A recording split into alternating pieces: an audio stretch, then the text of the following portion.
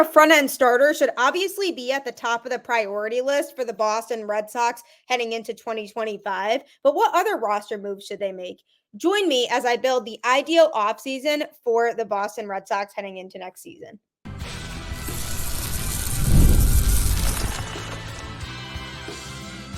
You are Locked On Red Sox, your daily Boston Red Sox podcast. Part of the Locked On Podcast Network, your team every day. Hello and welcome to Locked On Red Sox, your daily Boston Red Sox podcast, part of the Locked On Podcast Network, your team every day. I'm your host, Gabby Hurlbut, former ESPN social media associate and current host of the Boston Balling podcast as well. And I am here to bring you the latest in all things Boston Red Sox, Monday through Friday, straight to your favorite podcast feed. And the best part is it is all completely free. So you might as well check it out because Locked On is your team every single day. Today's episode is brought to you by FanDuel. Now through September 22nd, all FanDuel customers can bet $5 and get a 3-week free trial of NFL Sunday Ticket from YouTube and YouTube TV. Visit FanDuel.com to get started. I'll tell you a little bit more about that cool deal later on today's show. But happy Thursday. You're almost at the end of the week. This has been one of those weeks that has seriously dragged on. On Tuesday, I literally thought it was Wednesday all day. So then when I realized it wasn't, I got so disappointed. And then on Wednesday itself, I realized it was only halfway through the week. And I was like, wow, this week has been such a drag. But I hope the week is going well for you so far in general. As we think about a Red Sox team that fell short of a lot of what we were hoping this year after we saw what they were capable of. We take the first half of the season and how the Red Sox were playing really good baseball generally for a lot of that, even though they were dealing with injuries, and they seemingly were overcoming those injuries with ease, replacing guys with players who were able to step up to par and deliver when the Red Sox needed them to. And it didn't really feel like they were missing that much of a beat because of those injuries, and things were working out really well. Then they got to the All-Star break, and then things just started to fall apart for them when they came back from the break. And that was for a variety of reasons: pitching, being fatigued, not being able to pitch deep into games, not being as effective, and giving up lots of home runs.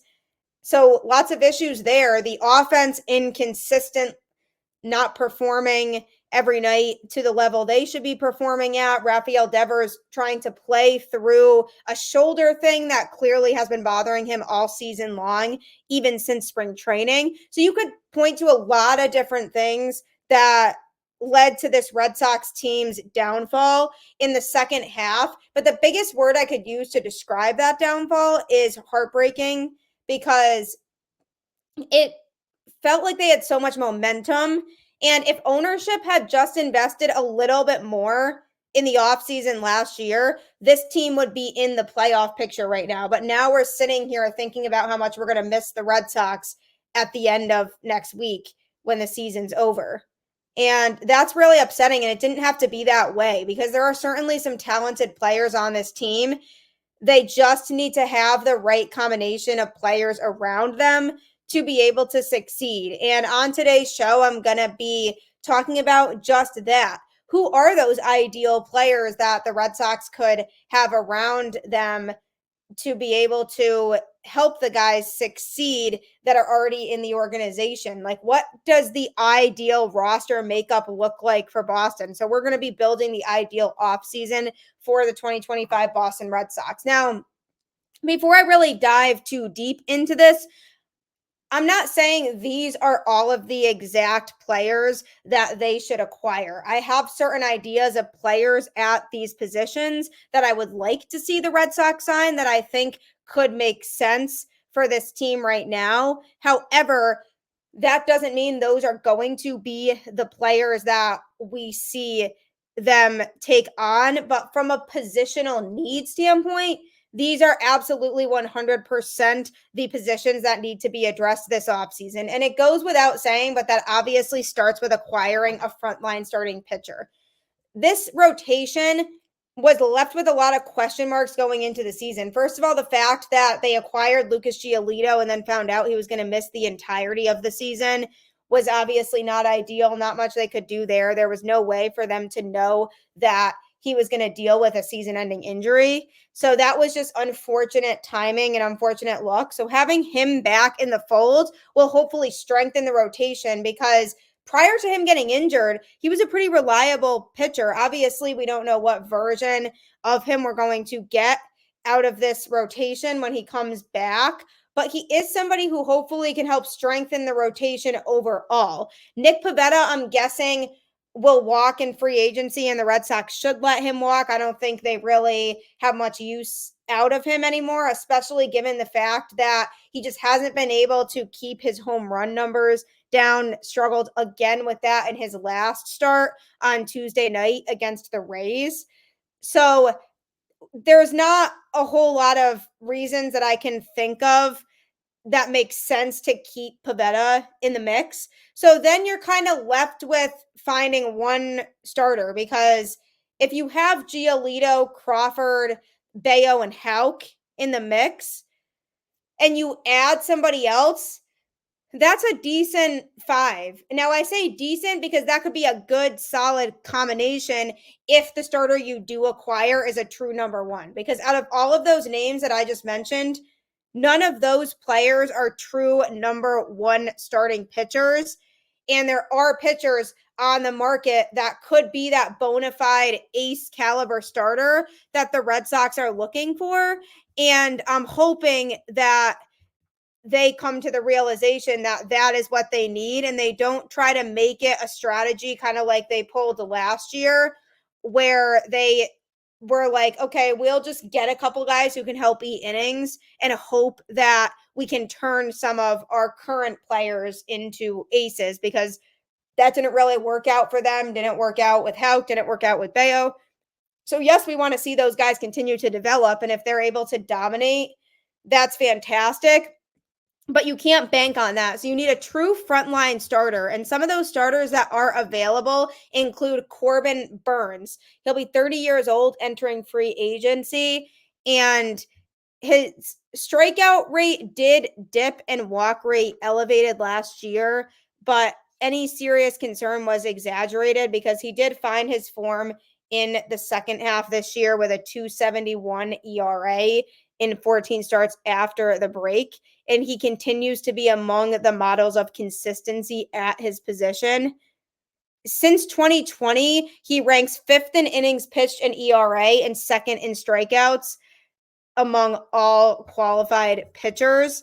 So for him, he is a guy who is going to be highly desired and available on the market. However, I wouldn't be surprised if Baltimore does decide that they are going to re-sign him, because he is coming off of multiple All-Star appearances, and he has finished top 10 in Cy Young voting for a lot of consecutive years at this point. He actually did win it in 2021.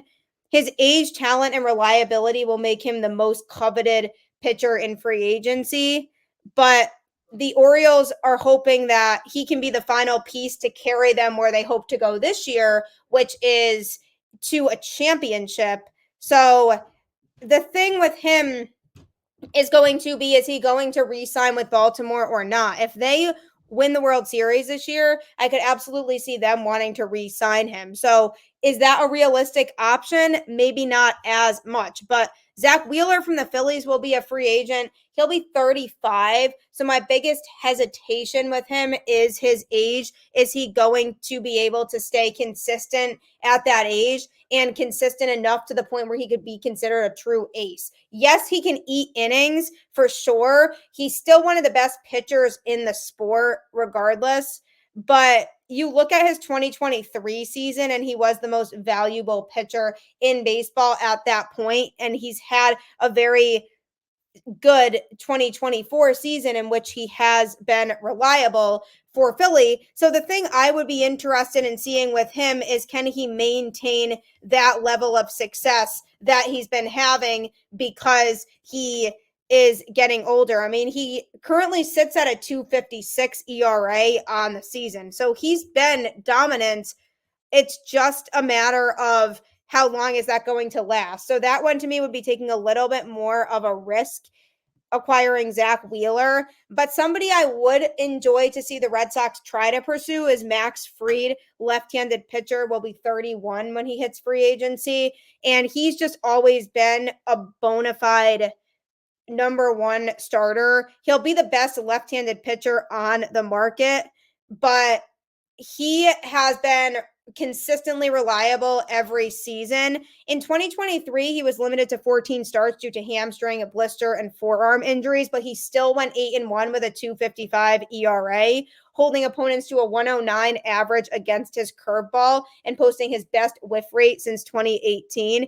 That's an important stat because with the pitching injuries that the Red Sox have faced, it's important that they get somebody who's durable and can still be reliable. I mean, Chris Sale, for example, is somebody who, towards the end of his time with the Red Sox, wasn't able to stay healthy. So he kind of went downhill a little bit in terms of his performance and reliability. So if Fried is able to still be reliable, even after coming back from an injury, that could be really helpful for the Red Sox. Another possible starter is Walker Buehler from the Dodgers. He's just going to be 30, so still young, but he's somebody who I could see re-signing with the Dodgers as well. Somebody who may not necessarily be available on the market, but definitely not a bad option for sure because of the fact that he gets a lot of swings and misses and he has a lot of postseason experience. And with a Red Sox starting rotation right now that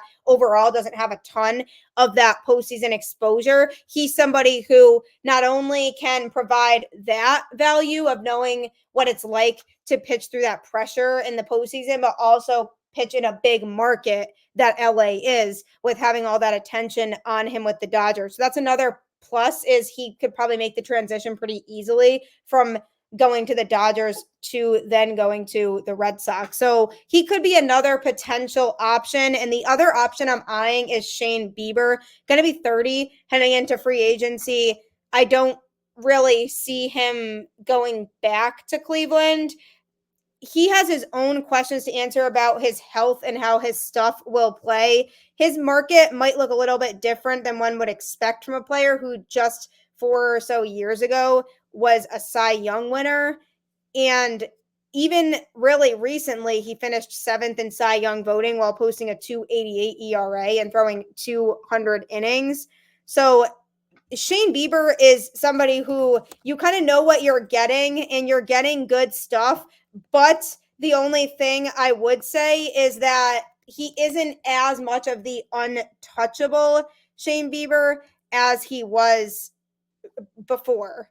Like, he is somebody who am concerned about whether he'll be able to stay on the field or not, because he just hasn't been able to pitch because he just went through Tommy John surgery. So because of that, is he going to be able to stay on the field? And if he does, what does that recovery look like for him if he is able to bounce back from missing all those games and being out? Is he going to be able to be as effective as he once was? So that's the biggest question that I have with him. But overall, those are the starters that I am eyeing for the Red Sox. Anything less than that would be pretty unacceptable. And, you know, you can say they could sign a number 2 starter in like a Nathan Eovaldi or even a Blake Snell, guys who are experienced and are reliable, but I still don't see as a bona fide number 1 starter. But that to me would not be good enough. If they go out and acquire Nathan Eovaldi and that's their only pitching move from a starting perspective, that would not be good enough for the Red Sox to get back into contention. So they need to break out the checkbook and sign one of those starters I named. Anything else would just be not ideal. Coming up, I'm going to be talking about some relievers that the Red Sox could get going into 2025, as there are some solid relievers on the market, and we all know that the Red Sox could use some relief pitching help. So that's going to be next. Do you enjoy collecting baseball cards? If so, Arena Club is the place for you. For most people that like collecting cards, the idea of spending $2,000 or more on a Luka, Ellie, or Mahomes rookie card just isn't in the cards. I love collecting, but that's some serious money to drop. Thanks to slab packs from arenaclub.com, now it's possible to score gem mints for a fraction of their retail price. Every card that I listed was hit from last week's Arena Club slab pack drop. Arena Club is the only repack that provides real value, a complete view of all possible cards, and clear hit rates for each one. Arena Club slab packs are revolutionizing the repack game with transparency. Right now, you can get 10% off your first slab pack or card purchase by going to arenaclub.com/lockedonmlb and use code LockedOnMLB. That's arenaclub.com/lockedonmlb, code LockedOnMLB for 10% off your first purchase. My fiance loves collecting baseball cards, and I already told him about Arena Club, and guess what he is doing as we speak? Going on there to order some cards. So that could be you next. On today's show, I'm building the ideal offseason for the Boston Red Sox heading into 2025. And I already talked about some starting pitchers that are on the market that could be a good fit for Boston. But now they also do need to go out and be aggressive when it comes to the bullpen, because this bullpen has just been an absolute mess. And something that does make me feel a little bit better is next year they'll have hopefully Garrett Whitlock back, and he should hopefully be pitching out of the bullpen. I think he's just best there. So he's one player coming back, and somebody else who I feel like will hopefully contribute positively rather than negatively is Liam Hendriks, who's going to be coming back from his Tommy John surgery and will hopefully be able to contribute too. So those are two relievers that you're hopefully getting back as reinforcements. Plus, I would like to keep Justin Slayton there. And I also think Luis Guerrero is worth keeping up as well, because he has overall looked pretty good in his time in a Red Sox uniform. Obviously, it's been a really small sample size with him, but I definitely like what I've seen, and hopefully they can keep him around and keep him currently in that bullpen. But generally, other than that, they are going to have to do some playing around with this bullpen, moving guys who aren't reliable, like Zach Kelly, Josh Winkowski, maybe Cam Boozer, guys who have been inconsistent and have been giving up lots of runs. And Luis Garcia and Lucas Sims are both going to be free agents, neither of which pitched well in their short time with the Red Sox before getting injured. So are the Red Sox confident enough in bringing them back? Likely not. So in terms of relief pitchers that are on the market that the Red Sox could go after, there are definitely a mix of players here, like Tanner Scott, a left-handed pitcher from the Miami Marlins who's going to be 30. There were very few relievers that were better than him in 2023. That was a breakout year for him in the Marlins bullpen. He cut his walk rate in half and finished the year as baseball's only qualified reliever with a strikeout rate over 33% and walk rate under 8%.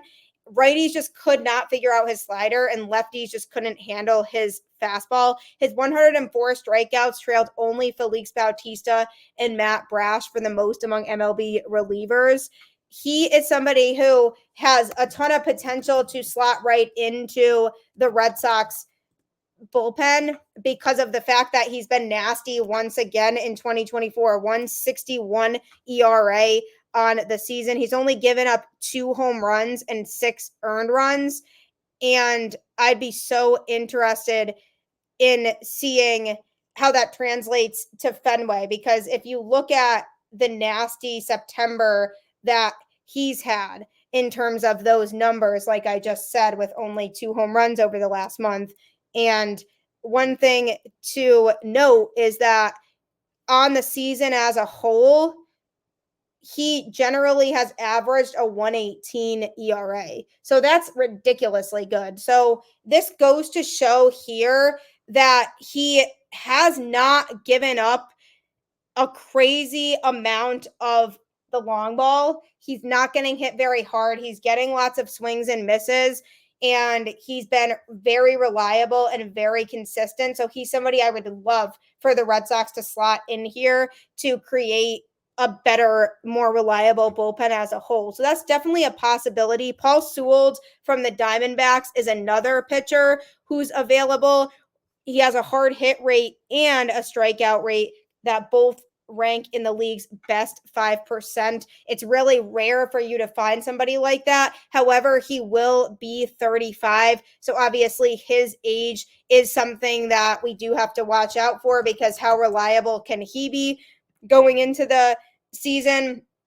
He hasn't been super reliable this year, 4.31 ERA. However, the good thing about him, he's a multiple inning reliever. So he's somebody the Red Sox could slide in there to eat some innings, like maybe inning 6 to 8 or something like that later in the game, when the Red Sox are needing somebody to go more than one inning out of the pen to rest other players. So that's one thing about him that I would say stands out, but he wouldn't be the top choice in terms of reliability. Charlie Morton is also a free agent, and maybe, will hang it up after this year. Who really knows? So he may or may not be available as a free agent. That's still something that's unknown, but he has a 4.01 ERA on the season. So another one who's not necessarily the best, but in terms of the bullpen here, some of these players aren't the most reliable, but what I will say is that if they can offer Tanner Scott a lot of money, bring him into the pen. He's also a lefty, so he can help in terms of the Red Sox lack of left-handed pitchers in the pen.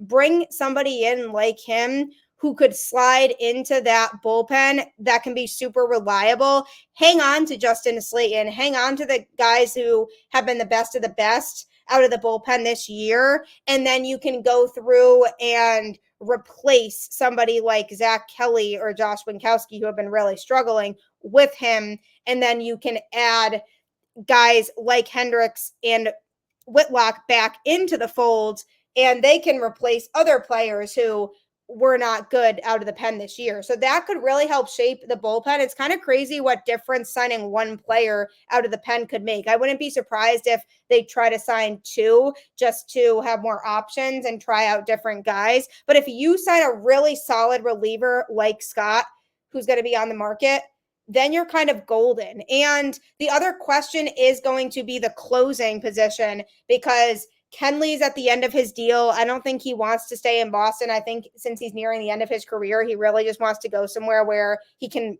be certain he has a chance to win. And the Red Sox still have question marks. He doesn't really know if they can win right now.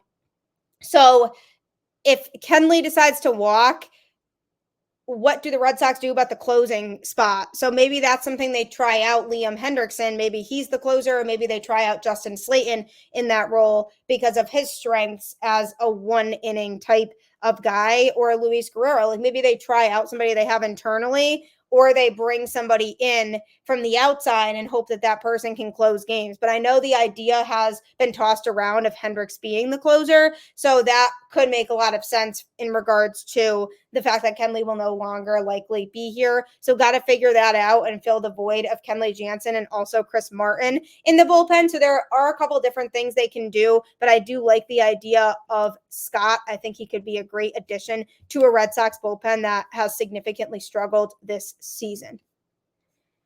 Coming up, what do they do about the outfield and catching situations? Are there any players on the market that would be available that the Red Sox could sign? That's all being discussed next. If you're addicted to sports betting, you're probably already on FanDuel. But if you're not and you're trying to get into it, you should absolutely sign up for FanDuel, because there are so many options to win money. I know I've talked a lot about it, and it is America's #1 sports book. But I do have something cool for you. Now through September 22nd, all FanDuel customers can bet $5 and get a 3-week free trial of NFL Sunday Ticket from YouTube and YouTube TV. Then with a YouTube TV base plan, you'll be able to watch every regular season Sunday afternoon out-of-market game. All you need is a Google account and a current form of payment, and you can cancel anytime. Just visit FanDuel.com and download America's #1 sportsbook.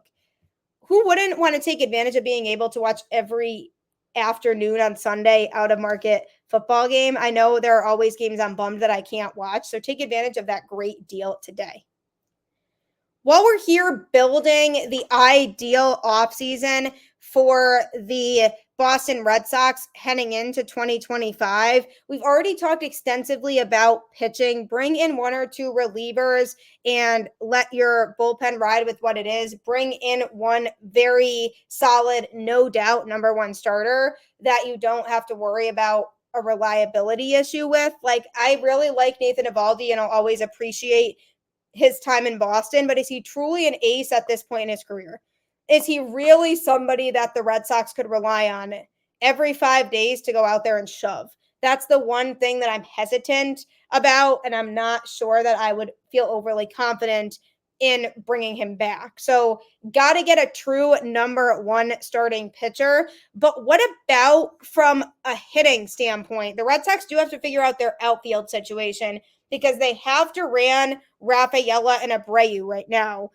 Abreu has been phenomenal this year on both sides of the ball. So has Duran. Rafaela has obviously fantastic above average defense, but his offense has struggled. But the Red Sox extended him, so they're kind of stuck with him and have to continue to play around with him playing in the infield and the outfield.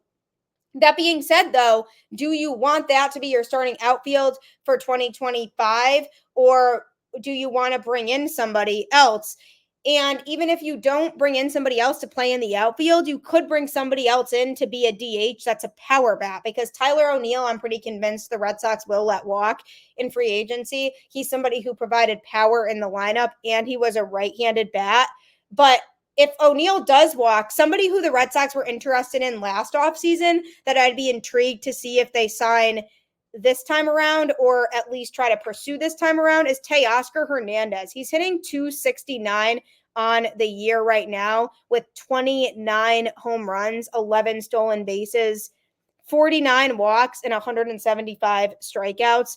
He's driven in 90 runs with 148 hits and 80 runs scored over 550 at-bats. So, yes, the strikeouts are pretty high, but so are the home runs. I mean, he's almost at 30 home runs on the year, and he takes his walks, and he's able to steal bases, and he's a right-handed power bat that the Red Sox could bring in here to either play in the outfield or at least provide some value as a designated hitter, because Yoshida, who has been the primary DH this season, yes, he's had his moments this year, and he certainly has been off and on. In the first half, he really wasn't on. In the second half, he has kind of been on.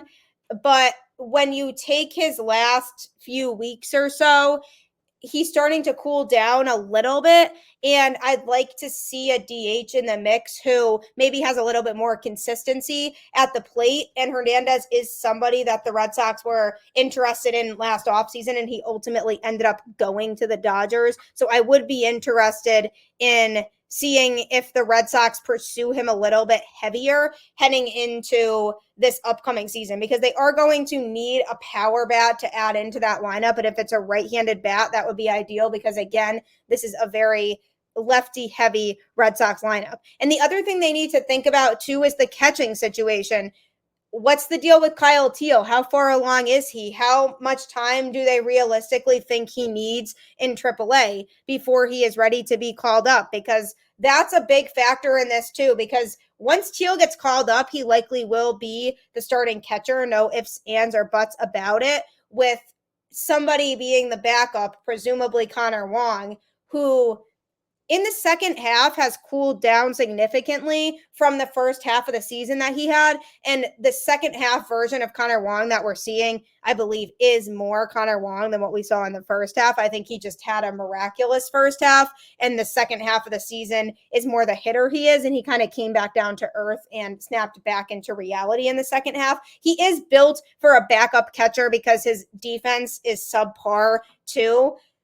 So then what happens with Danny Jansen? Do they not bring Danny Jansen back? But then if they don't bring Danny Jansen back, do they have to sign somebody temporarily who's a backup to Connor Wong until Kyle Teel comes up and can be a bridge guy as the backup? But what if he's not great? Or do they want to bring back Danny Jansen on a 1-year deal and have him serve as the bridge guy because they know that they have Kyle Teel waiting in AAA and is just waiting for his opportunity to come up, but they know that Danny Jansen can at least provide them with above average defense, even though his bat is a very different story. So that's an option for them that they could consider. Bring back Danny Jansen and then maybe DFA him if Kyle Teel does get called up and the opportunity is there for him to be the guy of the future and they don't really need Jansen anymore. Or what they could do is they could just not bring back Jansen and call up Reese McGuire again from AAA just to serve as a temporary backup catcher until Teel gets called up. So that's another thing they have to figure out. I don't see them going out and signing or trading for a really talented catcher that's on the market because they don't really need to, because I think they put a lot of trust in Kyle Teel and really feel like he'll pan out eventually as being the starting catcher of the future. But they do have to have 2 catchers on the roster. And if Teel isn't ready at the beginning of the season, they need to make a decision on who that other catcher is going to be. So lots of decisions the Red Sox do need to make. But moral of the story at the end of the day is that they have no reason to not go out and spend money. They don't need to execute trades for all of these players. They can go out and break out the checkbook and offer a bunch of money to an ace caliber starter. They are the Boston Red Sox. They're one of the richest franchises in baseball. They can afford to pay these guys. They have to just go out and do it. They don't necessarily need to trade a boatload of prospects for a high-end starter to join this rotation. Go out and sign somebody, spend the money, and get the undoubted talent that doesn't have the question marks surrounding them, and then they should be in better shape going into next year. Make a lot of moves. Let's look forward to it. 2025 is going to be a fun year. You've just got to keep the faith, like I always say. Make sure to listen to Locked On MLB after this with Paul Sullivan, aka Sully, who has it all covered across the league as we start to look ahead to the playoffs. He'll give you a preview of all the playoff teams and what to expect and who the favorites are going into the postseason. Loves the sport, really passionate about it. So make sure you check out his show after this, wherever you listen to podcasts. Go Red Sox, and I will catch you on the flip side.